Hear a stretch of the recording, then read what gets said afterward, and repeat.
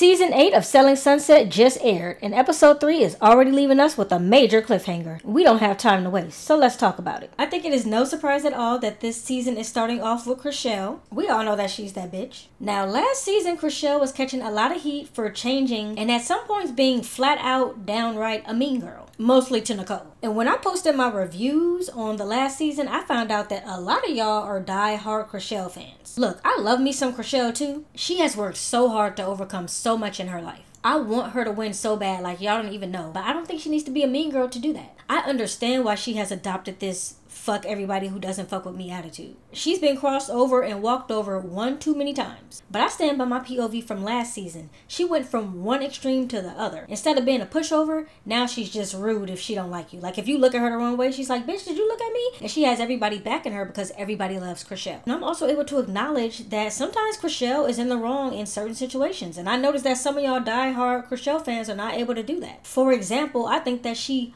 majorly crossed the line when she was insinuating or basically just saying that Nicole was on drugs. I think that was a cross of the line and she didn't have to go there. This season I am hoping to see Chrishell land in the middle, somewhere in the middle between petty as hell and pushover. But we will see where it goes. Interestingly enough, I don't see Chrishell being the center of the drama this season. I think this season is going to mainly focus on Chelsea and her split or divorce from her husband. I think it was a divorce, but it might just be a split. I'm not sure yet. But these first 3 episodes make it seem like Chelsea is going to be the major focus of this season. So that's what I'm expecting. Even with the way that things played out with Amanza, I feel like in a previous season when Chrishell was the center of the drama, if Amanza would have been inviting somebody who Chrishell didn't like to her birthday party, it would have been a major fallout. But instead, in this situation, Amanza was like, look, I'll just invite him. Problem solved. And they hugged and Chrishell went to the party. Now, apparently Chrishell had some kind of issue with Amanza's stylist. I vaguely remember that happening last season, but I don't really remember the details. So if anybody does, just drop them below so I can catch myself up. But Chrishell is saying that he was homophobic towards her and G. He called Chrishell a fake lesbian. I don't know if that's technically homophobic, but it is something. It is something. On a side note, Amanza's birthday outfit ate down. I loved it so much. You know, I love a little major look moment with an outfit. And this B-Day meant so much to Amanza because she got really sick and had some complications during her spinal surgery, which is already a big deal. But then to have complications on top of that, yeah, this birthday meant a lot to her. So if she wanted to show up half naked, then let her do her. I am loving this Stanley Ave listing that Chrishell has. I am genuinely so proud of Chrishell. I think she is my favorite person from this entire franchise, including Selling the OC. I just love her so much because I know that she's had to overcome so much. Kind of like Brandy from Selling the OC. When her and Jason were touring this Stanley Ave property, she told him to buy it and he was like, oh no, I can't afford this. Actually, he said twice that he couldn't afford it. And I was really sitting there like, Jason can't afford $38 million. I know that man got money. Y'all know that man got money. So I don't know why he playing. If I was gonna buy a house, if I was a little bit wealthier, this would be it. I cannot afford a $38 million house. Maybe if you keep getting these $20 million listings, I can. Here on God's green earth. I appreciate that you think I can. Hey y'all, it's Nay. Welcome back to my little corner of YouTube. This video will contain spoilers for Selling Sunset Season 8. Oh my god, we're already on 8. Episodes 1 through 3. So if you haven't seen them yet and you do not want spoilers, save this video and come back after you do. You are about to hear my thoughts on episodes 1 through 3, but of course I want to hear yours, so feel free to drop your thoughts below if you do want to participate in the conversation, and give this video a like before you go so I know you enjoyed it. If you want to keep the conversation going after this video, feel free to head on over to my Discord server. It's a place for us to chit chat outside of YouTube and it's free, so why not? The link is in the description box. Now let's get into my girl Chelsea, who again, I think is going to be the main focus of this season. At this point, we know that Chelsea and her husband are going through some type of split or divorce. Now this might sound odd considering that I do commentary on this show, but I didn't look into why they split. I love this show. I love following their lives, but at the core of it all, I want to know what they want us to know. Something about digging around for information that they didn't give me just makes me feel kind of icky, especially when it comes to something so sensitive like splitting from your husband who you have 2 children with. I just don't want to go digging for that. I follow Chelsea on Instagram and that's how I know that they aren't together right now, but if she wants us to know why, we will know why because of the show, and I think we kind of already know why in these first 3 episodes. This is entertainment for us. This is her real life. And I don't want to, for lack of a better phrase, go dumpster diving for information on her life. Because at the end of the day, it's not my business. It only kind of becomes my business when they put it on the show and I want to talk about it. But if it's not in the show, I'm not addressing it for things like this. If it's things like, where did they go hang out on Saturday? I might look into that if I care, but I'm not I just am not the type of person to go paparazzi on them and start digging into why she's not with her husband anymore. I'm trying to keep it cute. So for now, we'll put a pin in this until episodes 4 through 6. Aside from that impeding drama, Chelsea and Mary are co-listing a property together. Now these two are the last two that I expected to see in some mess this season, but apparently they in some mess this season. Now Mary called Chelsea a pot stirrer, which, look, I love Chelsea, but she is kind of a pot stirrer. When I saw a black woman, brown skin like me, on this show making money, I was like, we can do it. We can make it happen. Like, I love seeing Chelsea on this show. But just like I was real about Chrishell, I'm going to be real about Chelsea. Sometimes she do be stirring the pot a little bit. Like, are we really, truly going to sit here and act like she don't be stirring the pot sometimes? She does, and it's okay. Almost everybody in that office has stirred the pot, turned the fire up, sprinkled a little salt in it. Like, that's just what they do. That said, I have no idea what in the hell will compel Mary to say something like that in front of Emma, who she knows is really close to Chelsea.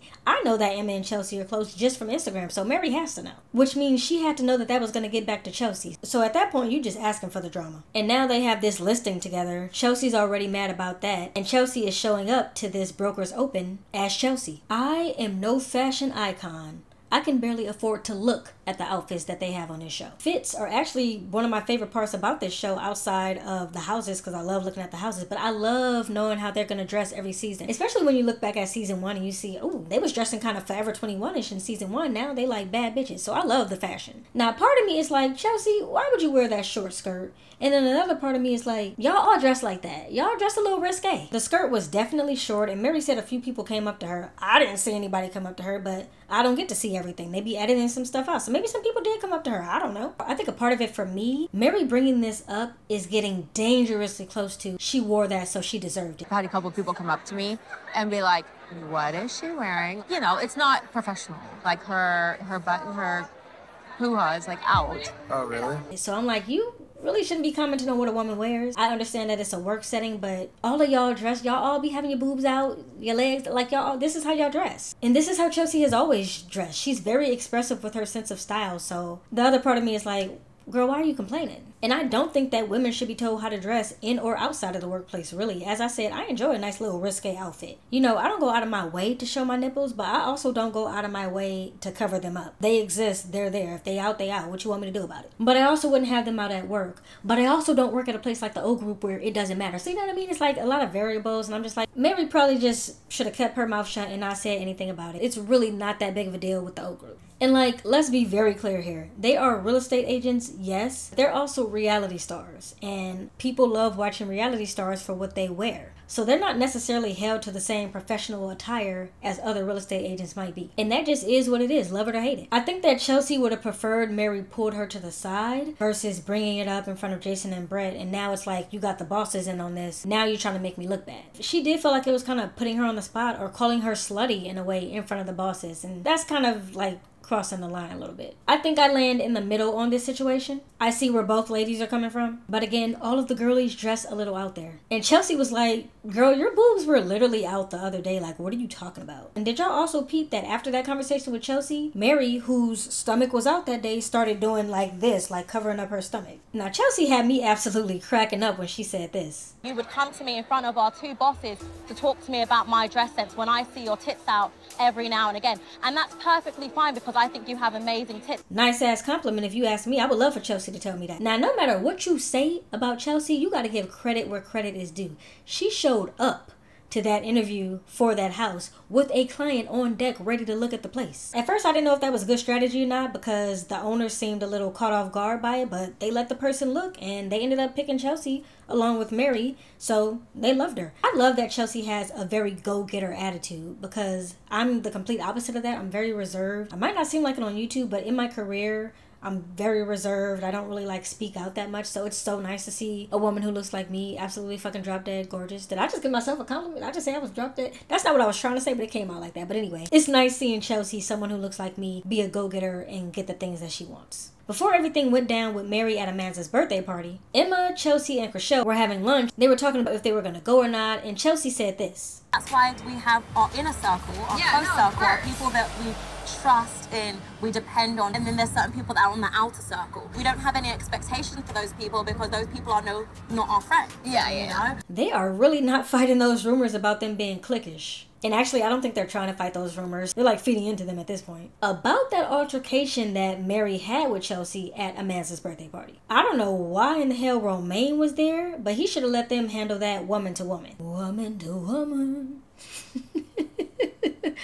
Oh man. I get that he was supporting his wife, but he should have just set that one all the way out. Like, sit on the bench, Romain. This was not your time to step up to the plate. He was grabbing Chelsea's hand and grabbing at her arm to try to calm her down. And like, I know that's your wife that you're trying to protect, but she wasn't in danger. Chelsea wasn't about to punch her in the face.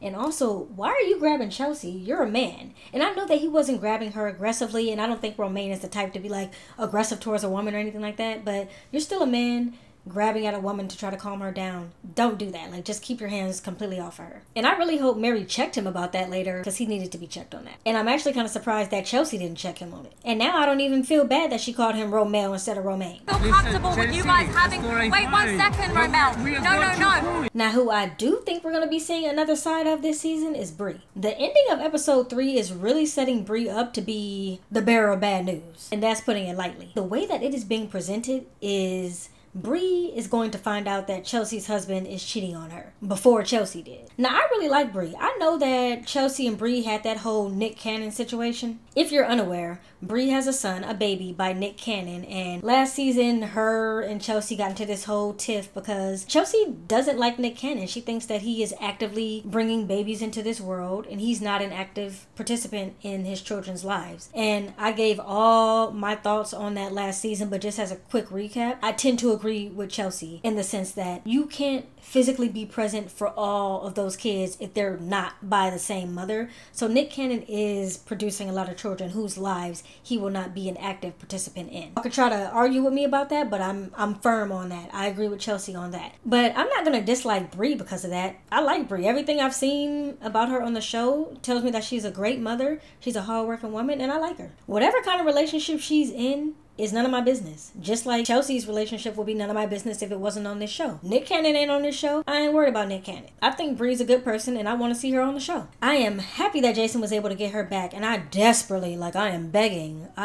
This I do want to go looking for. I want to know if he ended up giving her a raise in the split or in her commission, because that's really what she wanted at the end of the day. Now, I don't think they're going to touch on that, because if she got more, then that would lead other people to have to get more, and Jason didn't want to do, and you know, like, it's this whole snowball. So I think even if he did increase her split, she's not telling, and he's not going to say anything either. Last but not least, we have a new girl in town. Now, so far, I like Alana. She says she is here for one thing and one thing only, and that's to get the O Group on her resume. My name's Alana Gold. The Oppenheim Group is known globally, so I'm here to advance my career and I'm here to rise up.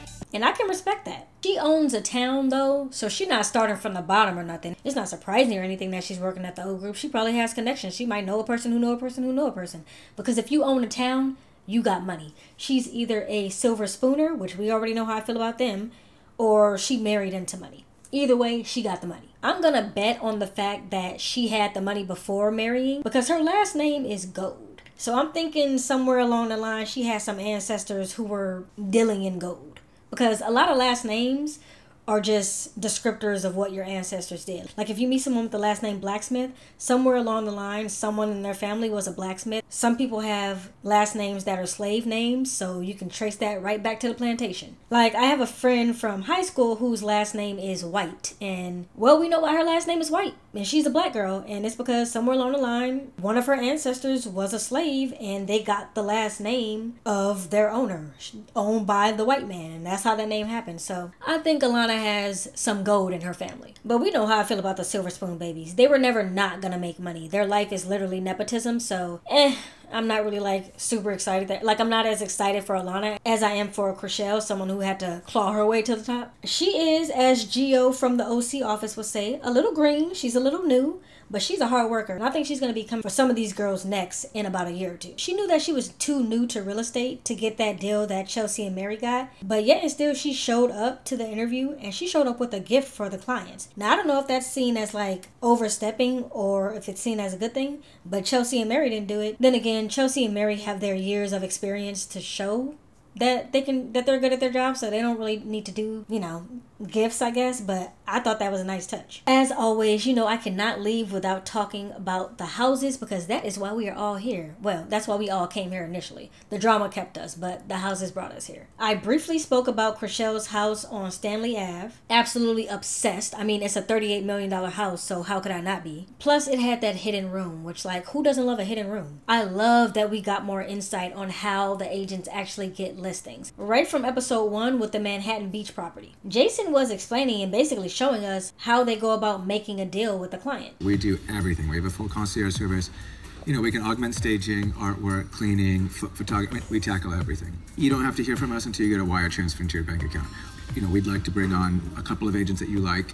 Everyone is outstanding here. And how the girls have to meet those clients and basically get the job. And the client gets to decide who is going to be the one to get the listing. I love this because on Selling the OC, Geo got into this whole thing about thinking that Kayla stole a listing from him, and Mary actually made a cameo on that episode, and she was like, well, that's not what really happened. Like, the buyer decided to go with you. He didn't want to go with Geo, so now we actually see that in action and we see how this is happening. And I guess that's just how it works with these $20 million plus properties. It's the seller's choice on who gets to be the agent, and that's kind of fun. It does keep the competition going. I know that Netflix releases all of the Selling Sunset episodes, so I know y'all are going to be binging them. So my commentary is going to be going up back to back to back. Today I'm doing 1 through 3. Tomorrow I'm going to do 4 through 6. Sunday, I'm going to drop 7 through 9, and then on Monday, I will drop 10 and 11. When they announce the reunion, I may or may not do a watch party for it over on my Discord. So again, if you haven't joined my Discord server, do that, because that's where I do all of the watch parties at. It's really just going to depend on when they do the watch party. If it's at a random time, probably not. But if it's at a good time, that's like after work hours, then we will definitely be doing a watch party. So be sure to just put a pin in that for when we know the reunion is. And of course, I'll give you more updates the closer that we get. We can all watch together and chat while we watch, so it's a fun time. Until then, I'll see y'all in the next video. Bye. I think I'm gonna make a new end card. I think it's September, like whether or not when this episode is coming out, it's not technically gonna be fall yet, but I think that I'm going to treat September as fall, because to me, September is fall. So I'm going to go work on a new end card. How exciting. I'm excited. Okay. Bye, y'all. Pretend you didn't hear, but did I stutter? First off, my face is here, babe. Okay. Girls are back in town. Baby, literally, I'm out of your reach. Boys like you ruin girls like me. Season 8, which is fucking outrageous. Been watching since season 1. I'm clearly fucking invested in this show. That was my little pump up song. Sometimes, you know, I be tired, so I gotta do a little pump up song. Well, I can't even say. See, that's why I write this stuff down, because I'm about to give something away that is in a later episode. Even though these are all released at once, so maybe that's okay. But 8 the fuck up is a thing, and also 8 down is a thing. Like, which one do I use? I'ma just say 8 up. At the end of the day, probably just shouldn't have shed anything. I just bit my damn tongue, my damn lip. But he should have just shush. Nick's, like that's Nick's. What is this man's name? Nick's Cannon? Last but not least, some of her slaves. Not her slaves. Oh, good. Not her slaves. I ain't got nothing to prove. I ain't even tough like that. You don't wanna leave me alone. I'm not going home. Now I should've known.